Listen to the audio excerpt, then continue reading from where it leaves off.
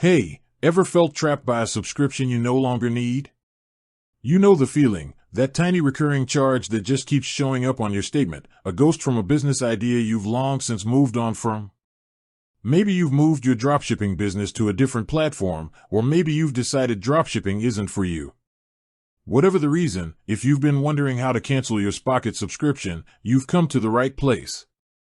I'm going to walk you through the entire process, step by step, to make sure you can say goodbye to Spocket without any hassle. We'll cover everything from what you need to do before you cancel, to the exact steps you need to take inside your account, and what happens to your store and your products after you've officially left.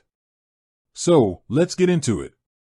First things first, before you hit that cancel button, there are a few things you should keep in mind.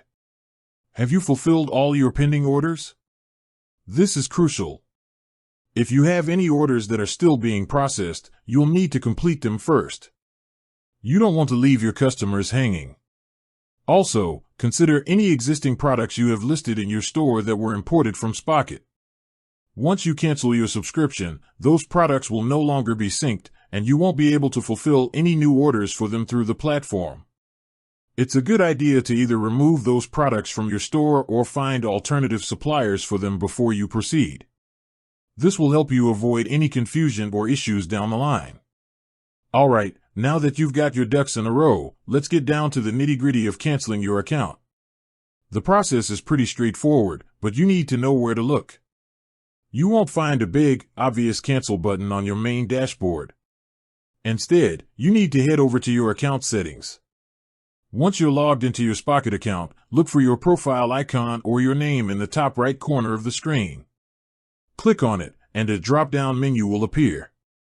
From there, you'll want to select My Account or Settings. This will take you to your personal account information page. On the left-hand side of this page, you should see a navigation menu.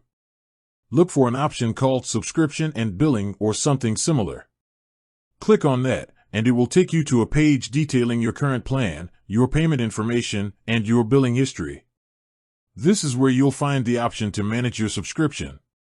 Typically, there will be a button or a link that says Cancel Subscription, Change Plan, or Manage Plan. Click on that, and Spocket will likely take you through a few more steps. They might ask for your reason for canceling. This is standard practice and helps them improve their service. You might be offered a special deal or a chance to pause your subscription instead of canceling entirely. If you're sure you want to cancel, just politely decline these offers and proceed. You may have to confirm your decision 1 or 2 more times to complete the process. After you've successfully canceled, you'll receive a confirmation email. It's a good idea to keep this email for your records, just in case there are any issues with a future billing cycle. Once you've canceled, your account will remain active until the end of your current billing period. So, if you're on a monthly plan and you cancel halfway through the month, you'll still have access to Spocket's features until the end of that month. You won't be charged again for the next cycle. And there you have it. That's the full rundown on how to cancel your Spocket account. It's a simple process once you know where to look, and now you're free to move on to your next big thing. With that said, thanks for watching, and until next time.